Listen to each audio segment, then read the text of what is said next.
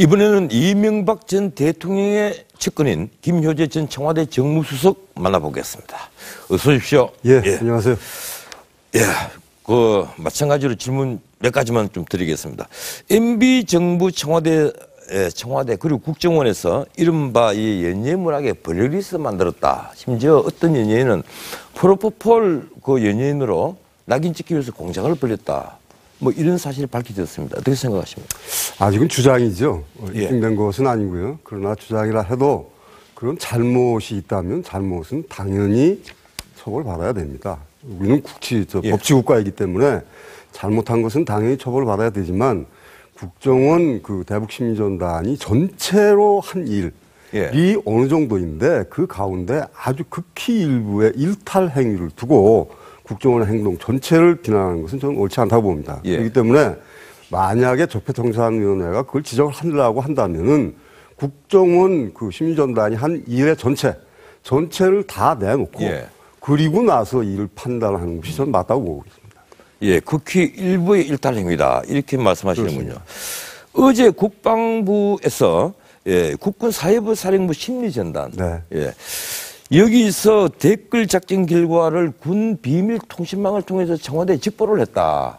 또 이제 이런 사실이 또 드러났습니다. 바로 그 문제야말로 국민 여러분께서 자세히 아셔야 됩니다. 무슨 문제냐면 당시에 북한이 대규모 사이버 부대를 양성을 해서 중국의 서버를 둔 그 인터넷 공간으로 해서 남한에 그 대남 심리전 활동을 매우 활발하게 펴보고 있었습니다. 뭐 한 3,000명이라고 보도된 부분이죠. 물론입니다. 그렇기 때문에 대통령과 국방장관으로서는 그에 대응하지 않으면 그게 바로 직무유기고요. 그런 일을 적폐라고 하는 것이 바로 적폐입니다. 그렇기 때문에 특히 그 기무사의 그 대북심리전단의 활동은 바로 그런 대북심리전을 한 그 결과를 대통령께 또는 청와대에 보고하는 것이지 그게 무슨 기무사의 민간인 사찰 문제를 대통령에게 보고했다는 것은 어불성설입니다. 예, 그러니까 북한 사회부 부대 공작의 대응팀이었다. 이 물론입니다. 그때 당시에 그것을 강화해야 될 충분한 필요성이 있었던 겁니다.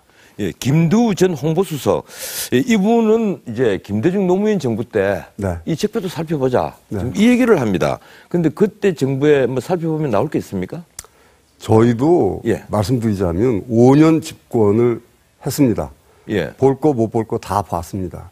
그렇지만 특히 정보기관의 어떤 행위에 대해서는 낱낱이 까발리는 것은 결코 저희들이 해야 될 일이 아니라고 생각을 했고 지금도 그 생각에 변함이 없습니다. 왜냐하면 정보기관은 독립적으로 존재하지 않습니다.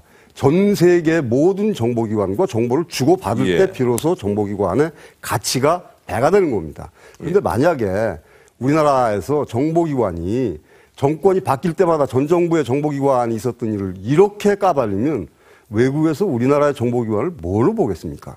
믿지 않습니다. 그러면 그 정보기관은 가치가 없어지는 겁니다. 그 MB 대통령, 이명박 대통령이 직접 국민에게 브리핑할 그런 계획이 있습니까? 그거는 지금 현재 정부가 어떻게 하느냐에 달려 있고요.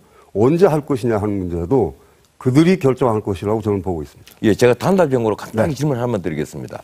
지금 과거사에 뒤지다가 잘못 나오면 그 성립없이 조사할 수밖에 없지 않느냐. 이게 현 정부의 입장입니다. 당연한 일입니다. 당연한 일입니다. 그렇다면 똑같은 논리로 박연차 씨 수사하다가 노무현 대통령의 부인인 권양숙 여사에게 뇌물을 줬다는 사실이 밝혀진 겁니다. 그것이 무슨 적폐입니까? 알겠습니다. 그거 역시 수사하는 겁니다. 알겠습니다. 고맙습니다. 지금까지 김효재 전 정무수석이었습니다.